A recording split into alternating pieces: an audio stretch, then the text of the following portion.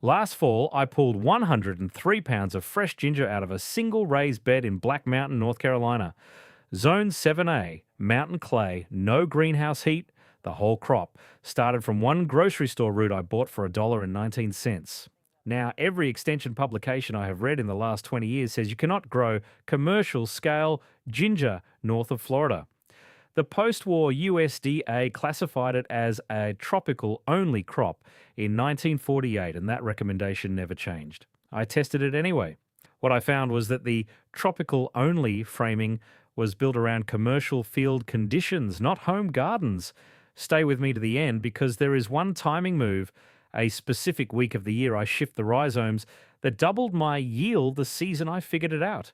Let me show you what the institutional record actually says, because the specificity here matters. In 1948, the post-war USDA published a Farmer's Bulletin classification framework that sorted American crops into commercial production categories. This was the standardization era. Every commodity got slotted into a tier, and the tiers became the canonical reference for the Land Grant Extension Service. Ginger landed in the tropical specialty crops category, right next to vanilla and cardamom. The exclusion criterion was right there on the page. Mean annual frost-free days below 270. That single number cut off every state north of central Florida. Anything less than 270 frost-free days, the bulletin said, was unsuitable for ginger production. Here is what gets missed. That criterion was written for unprotected commercial field production, mechanized harvest, mineral soil farming on hundreds of acres. The bulletin was not asked and never tested whether a 4x8 raised bed with mulch and a tunnel cover could deliver the same conditions in a shorter calendar window. It was not a question the agency was structured to ask. The Extension Service then propagated that bulletin to every land-grant university in the country. NC State copied it. Cornell copied it. The University of Florida and Iowa State and dozens of others copied it. And it has never been formally reviewed. 77 years later, the recommendation stands unchanged. I spent the better part of a weekend last winter searching every NC State extension page and every Cornell homegrower publication I could find for current ginger guidance. And what I found was references back to the original tropical-only designation. Nothing else. No raised bed trials, no tunnel data, nothing. This is not a conspiracy. I want to be honest with you about that. It is institutional inertia plus a commercial trade that was perfectly happy to keep the framing where it sat, but the result is the same. American households pay $4 to $6 a pound for fresh ginger at the grocery store. The homegrown cost, once you have the bed set up, is closer to 20 cents a pound. And the average household never even considers growing it because the publications they trust tell them it cannot be done. All right, let us keep going, because the actual method is simpler than the suppression history suggests. The first layer is the start. In February, and I mean the first week of February in my Zone 7A timing, I take a single grocery store ginger rhizome and put it in a tray of moist coconut coir on a heat mat set to 75 degrees. That is it. No special variety, no certified seed stock. The one I started last year cost me $1.19 at the regular grocery, and I picked it the way you would pick any rhizome. Firm, plump, with visible eye buds. I keep the coir damp, not wet, and I wait. Somewhere between 3 and 5 weeks, that single rhizome pushes out 6 to 8 finger sections, each with a green eye bud breaking through. That is the signal. When the eyes are visibly green and beginning to elongate, the rhizome is awake. I cut it into pieces. Each piece weighs about 1.5 to 2 ounces and carries at least one good eye. I let those cut faces dry on an open shelf for 48 hours so they callus over, which prevents rot when they hit the soil. From that $1.19 rhizome, I pulled 11 viable cuttings, 11 plantings out of a single grocery store root. And what I want you to notice is none of that requires anything an extension office would consider specialized. A heat mat, a tray, some coir, a paring knife. That is the entry cost, which is exactly the kind of thing the extension publications never bothered to walk through, because their audience was commercial growers buying certified rhizome stock by the pound. The second layer is the why. Here is the science. Ginger has 3 actual physiological requirements, and none of them are tropical climate per se. The plant needs soil temperature consistently above 60 degrees Fahrenheit to break dormancy and sprout. It wants 75 to 85 degrees of soil temperature for active rhizome growth. And it needs an 8 to 10 month window from sprout to harvest. That is it. Air temperature is largely irrelevant. The rhizome lives in the soil, and the soil temperature is what governs the plant's metabolism. Stomatal conductance, what I mean by that is how much water the leaves move, is high in ginger. But the constraint that limits production is below ground, not above it. Now read those 3 requirements again and ask whether a raised bed in western North Carolina can meet them. A 4x8 raised bed in southern exposure with black mulch laid over the soil surface runs 8 to 12 degrees warmer than the surrounding ground from May through September. I have measured this with my soil thermometer for years. A small polytunnel over that bed in May and again in October buys me an extra 6 weeks at each end of the season, which gets me from a true frost-free window of about 190 days up to an effective ginger-growing window of about 270 days, which, if you remember the number from a minute ago, is precisely the threshold the 1948 bulletin set for exclusion. The home garden conditions clear it. The commercial field conditions in unprotected ground do not. That is the entire tropical-only framing, collapsed in one paragraph, and it is exactly the kind of thing the extension publications never tested because they were never written to consider home garden infrastructure. The third layer is what it actually produces.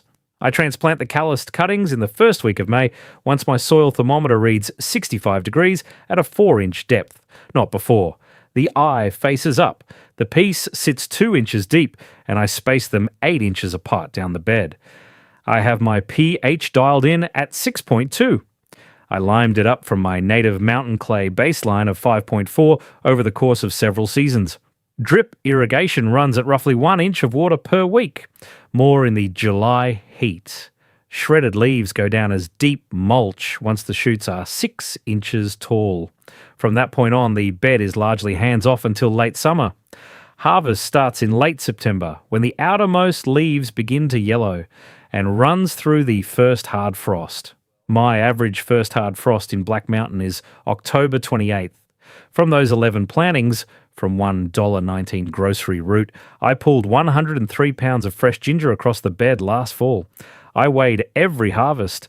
I wrote it down in the notebook the same way I write everything down, from garden number 1 back in 2004, where I pulled 12 tomatoes off 6 plants because I did not know what I did not know, to garden number 200, where the records make the difference visible. This is what 22 years of measurement gets you. The plant doesn't lie. The records don't lie. And no extension publication I have ever read mentions any of these numbers, because no extension publication ever ran the test in a raised bed. The fourth layer is the part most people who have grown ginger at all still do not know. You do not have to dig the whole plant. Ginger sets a mother rhizome and then pushes out finger rhizomes around it, and those outer fingers mature first. Starting in late September, I lift the bed with a hand fork, reach in, snap off the outer fingers, and tuck the mother rhizome and the youngest fingers back into the soil. The plant keeps producing. I harvest the same bed 3 or 4 times across that late September to late October window, and each pass yields more. The mother rhizome is the engine. As long as it stays in the ground and the soil temperature holds, it keeps pushing out new fingers right up until the killing frost. One more thing on quality. Store-bought ginger in February tastes like nothing. I cut a slice off one of my homegrown rhizomes, and you can smell the essential oil from 2 feet away, the kind of bright, sharp aroma that tells you the plant moved enough energy into the rhizome to load it up with volatile compounds. I am not running a lab assay on my kitchen counter, but the smell test alone tells you the homegrown product is in a different category. Higher essential oil content means more flavor, more medicinal compound, more of what people are actually paying $4 to $6 a pound for. And again, none of this is in the extension literature, because the extension literature is not structured to address what happens in a 4x8 raised bed run by a retired science teacher with a notebook. Now, before we keep going, I want to share something with you. If what I am walking you through here is making sense, and you're starting to see how much of yield is a measurement problem rather than a luck problem. The full system is laid out in my book. Steve's 30-day maximum yield protocol, $17 at stevesgardenbooks.com. The ginger result I just described sits on top of Chapter 3, Soil Reset, pages 27 through 40. That chapter is where I walk through the pH adjustment from a native 5.4 up to a 6.5 target, the soil thermometer thresholds I use for every transplant decision, and the organic matter percentage targets that make the rhizome bed work. There are diagrams in there, a nutrient availability chart by pH, and a compost layering cross-section that show exactly what the bed looks like in cross-section. If you're watching on your television right now, go ahead and grab your phone and point the camera at the QR code on screen. Take your time. I will be right here. If you're on a phone or laptop already, the link is in the description. stevesgardenbooks.com, $17. This book is written for the gardener who is past the will anything grow stage and into how do I get more. All right? Let us get back to the question of why this knowledge never made it into the publications you would have looked at first. Here's the part I want to be careful with because I do not want to sound paranoid and I do not want to overstate what is going on. The 1948 USDA bulletin did not get written to hurt home gardeners. It got written to serve the commercial commodity branch of a department that was, at that exact moment, organizing the post-war American food system around large-scale, mechanized, mineral soil field production. Ginger had a domestic commercial source, Hawaiian growers, and a smaller Florida operation. And the bulletin codified that source as the U.S. supply. Home growers were not the audience. They were not even on the research agenda. The commodity branch was not structured to serve a guy with a 4x8 raised bed in Black Mountain, North Carolina. So when the Land Grant Extension Service propagated that bulletin out to every state university in the country, the home grower guidance that came with it was a copy of the commercial guidance. And that copy said, tropical only, 270 frost-free days, Florida or warmer. That was it. Now here's the honest part. That framework never got reviewed. Not in 1968, not in 1988, not in 2008, not last year. I have searched every NC State and Cornell and University of Florida extension page I can find, and the current ginger guidance is still anchored to the same tropical-only language from 1948. 77 years. No counter-study at the home garden scale. No raised bed trial. No polytunnel data. The knowledge was not hidden. It was just never updated. That is the part I want you to hear clearly. This is institutional inertia plus commercial alignment. It is not a conspiracy. But the result for the gardener in your driveway is exactly the same as a conspiracy would have produced. 3 generations of American home growers were told they could not grow this crop when they absolutely could. And the cost of that lands on you. The average American household goes through somewhere between 4 and 7 pounds of fresh ginger a year. At $4 to $6 a pound at the grocery store, that is $20 to $40 a year, every year, for a crop you could produce in one bed for under $5 in inputs. Multiply that across 20 years of gardening. Multiply it across the neighborhood. The number gets uncomfortable. That is what got lost in the gap between commercial bulletin and home garden reality. Not a secret, just a question nobody at the institution thought to re-ask. All right, let us get to the timing move I promised you at the top. The specific week is the last week of July for my Black Mountain timing. That is roughly July 22nd through the 29th. Week 30 on the calendar. What I do is I go out to the ginger bed and I pull the surface mulch all the way back, exposing the developing rhizomes to dry air and indirect light for 48 hours, 2 days. Then I come back and remound the bed with a fresh 3-inch layer of finished compost over the top. Dry the surface, expose, then top dress. That is the move. Here is the science. Brief moisture stress at that stage of growth triggers a release of abscisic acid, ABA, which is one of the hormones the plant uses to signal stress response. In ginger, ABA at that growth stage triggers secondary rhizome initiation. The plant essentially decides to branch and produce a second wave of finger rhizomes as an insurance response.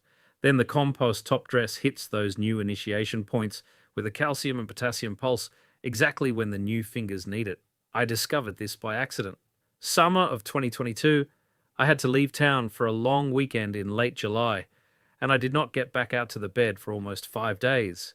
The bed dried down further than I would have allowed if I had been home. I assumed I had damaged the crop. When I harvested in late September, the yield came in at nearly double what the previous season had produced. I won't pretend this was a controlled experiment, but the difference was clear enough that I tested it deliberately in 2023 and again in 2024 against an undisturbed control row in the same bed. Both seasons confirmed it. Average jump from about 6 pounds per starter, rhizome up to 11 to 13 pounds. And you will not find this in any extension publication because the technique only works in a hand-tended bed where you can physically pull back mulch and remound. A mechanized field cannot do it. Before I let you go, one more thing. Everything I just walked you through with the late July shift is, at its core, a feeding rhythm intervention. It is a phase change. And the full structure for thinking about every crop that way is establishment, flowering, fruiting, with the calcium and potassium phase timing mapped out. That is Chapter 5 of my book, The Three-Phase Feeding Calendar, pages 57 to 70. There is a three-phase timeline diagram in there that lays out exactly which amendments go in when by plant stage, not by calendar date. The book is Steve's 30-day maximum yield protocol. 115 pages, day by day, $17 at stevesgardenbooks.com. If you're watching on the television, scan the QR code on screen with your phone. Take your time finding it. I will wait. If you're already on a phone or laptop, the link is in the description. So that is the story. A $1.19 grocery store rhizome produced 103 pounds of fresh ginger in a Zone 7A raised bed in Black Mountain, North Carolina, against 77 years of unchanged extension guidance that said it could not be done. Now you know what 3 generations of American home growers were told they could not do. The next one I am working on is the 1943 USDA Wartime Tomato Pamphlet, a Depression-era victory garden technique I tested in my own test bed against modern best practice, and the 1943 method outperformed. Your conditions might be a little different than mine, so test it in one bed before you scale it up. All right, that's what I have for you today. I will see you in the next one.